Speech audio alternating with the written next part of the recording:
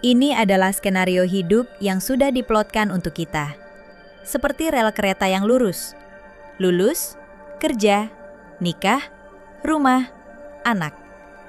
Setiap perhentiannya ada stempel waktu tersembunyi.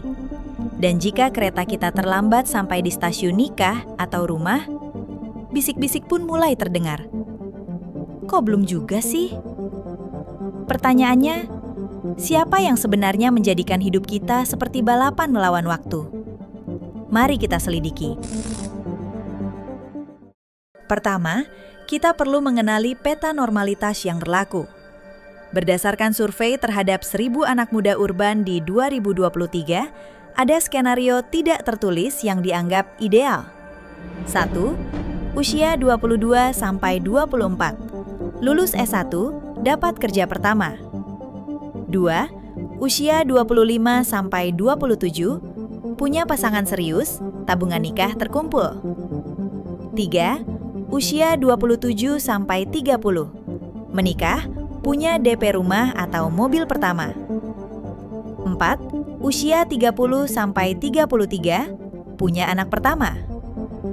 78% responden merasa tekanan terbesar datang di usia 25 sampai 27.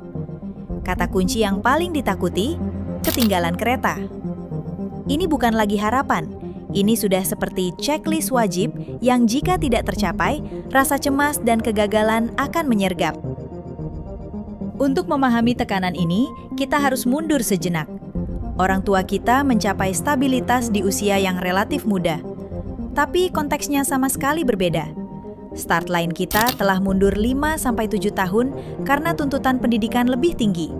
Finish line-nya malah dipercepat karena contoh kesuksesan di media sosial. Ditambah lagi, biaya hidup meledak sementara gaji entry level stagnan. Inilah paradoksnya. Kita berlari lebih cepat di trek yang lebih panjang dengan beban yang lebih berat. Tapi diperkirakan sampai di garis finish di waktu yang sama dengan pelari generasi sebelumnya.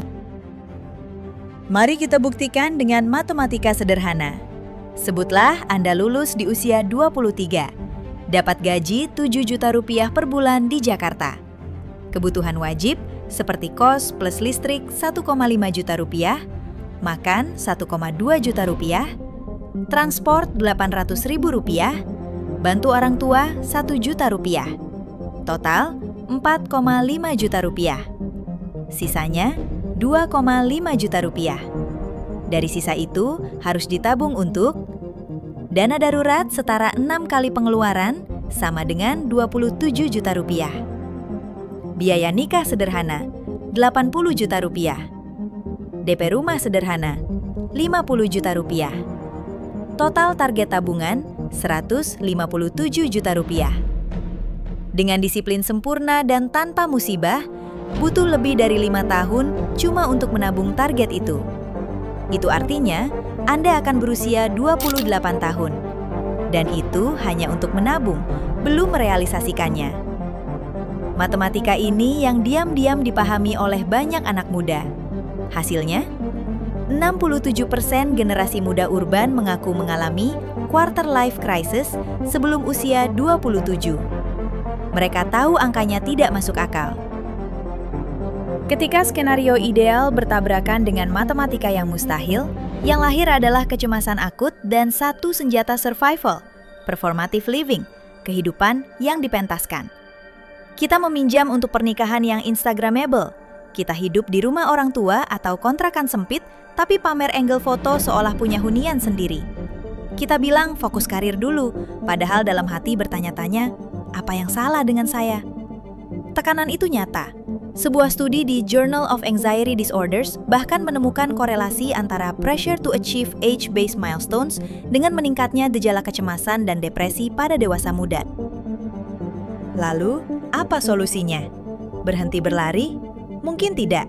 Tapi kita bisa memilih trek balapan kita sendiri. Mungkin hidup bukanlah linear race dengan satu finish line, tapi lebih seperti open world game dengan banyak quest, side mission, dan kemungkinan ending. 1. Quest, investasi diri. Kuliah S2, kursus sertifikasi, gap year. 2. Quest, bangun dasar. nikah sederhana, sewa rumah dulu, investasi kecil-kecilan. 3. Quest, jalur lain. Child free by choice, digital nomad, wirausaha sosial. Yang perlu kita pertanyakan bukan kenapa saya belum sampai di titik X, tapi apakah titik X ini memang tujuan saya atau hanya pos checkpoint yang dipasang orang lain?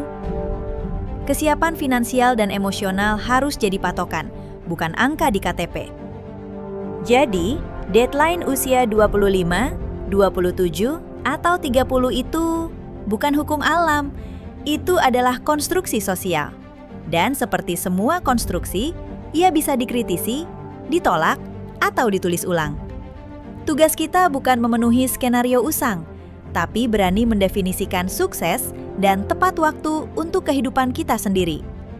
Mungkin tepat waktu itu justru berarti tidak terburu-buru mengorbankan kesehatan mental dan kebahagiaan kita untuk sebuah pencapaian yang dikendalikan oleh orang lain. Hidup Anda adalah storyboard Anda sendiri.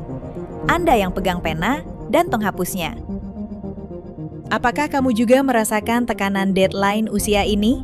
Ceritakan pengalaman dan perasaanmu di kolom komentar. Bagaimana kamu menghadapinya? Diskusi ini penting untuk kita semua. Like jika video ini membuatmu merasa terdengar. Share ke teman yang mungkin juga sedang merasa terjebak dalam balapan waktu. Subscribe ke Selidik Sini untuk penyelidikan lain tentang fenomena generasi kita. Kita bertemu lagi di penyelidikan berikutnya.